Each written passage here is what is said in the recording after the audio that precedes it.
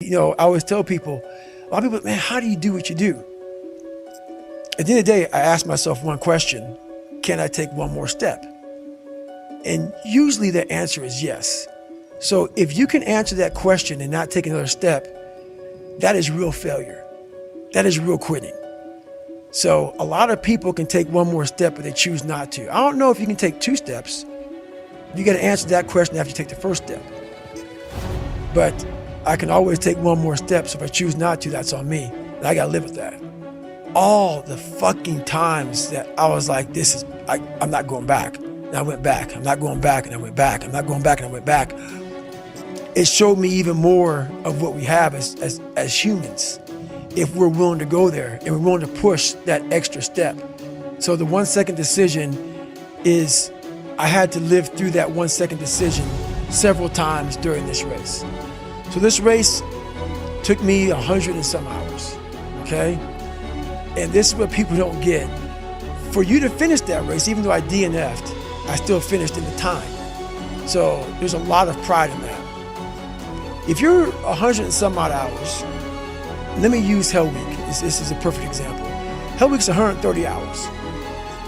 And 130 hours is a lot of seconds. A lot of fucking seconds. And if you lose, let's say you win every second but one, you lost.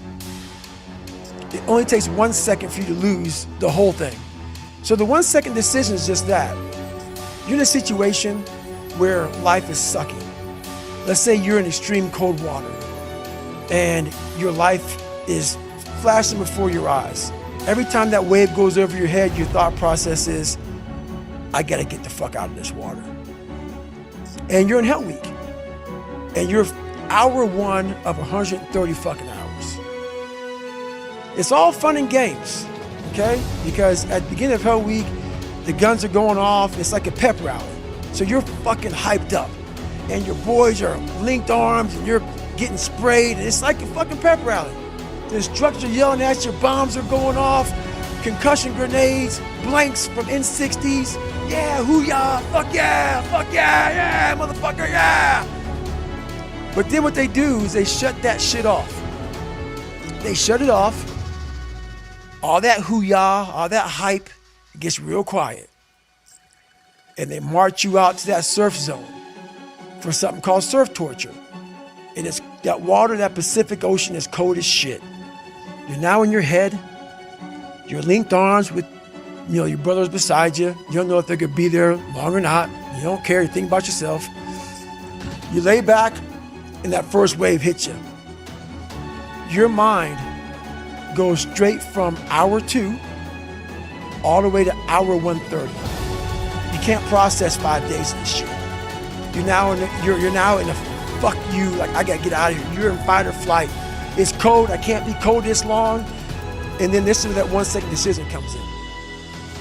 You forgot every reason why you wanted to be there. You don't care about SEALs. You don't care about any of this. You don't care about fighting for your country. You don't care about that gaudy gold trident that they put on your chest. You don't care about any of that shit no more. All you want to do is go back home.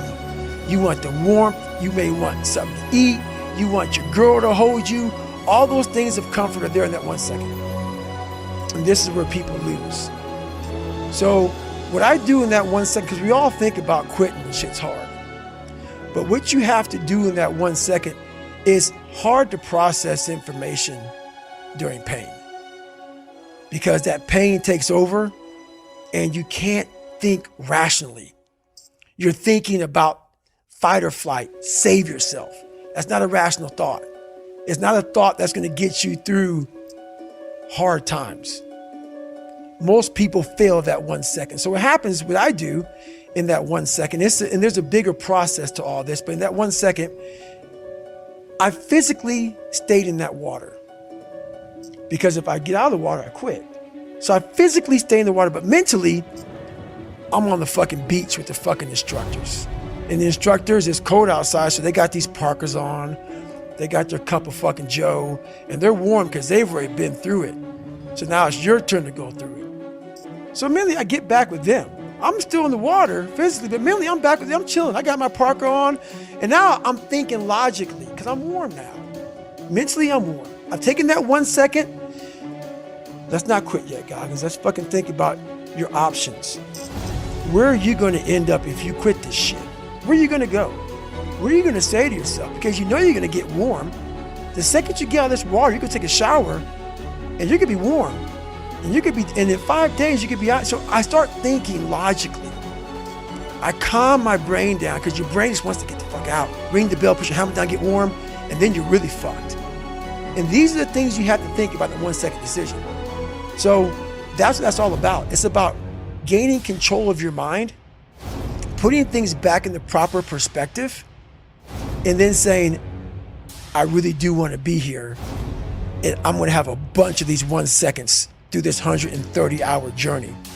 And I have to learn to control these, because if I fail one of these 1 seconds, I will not be a SEAL. I will not be a doctor. I will not be a lawyer. I will not be whatever the fuck it is. So that's how important that 1 second decision is. It's all about your mind takes control of you. You have to say, fuck you. I run this motherfucker. And that's what that's all about.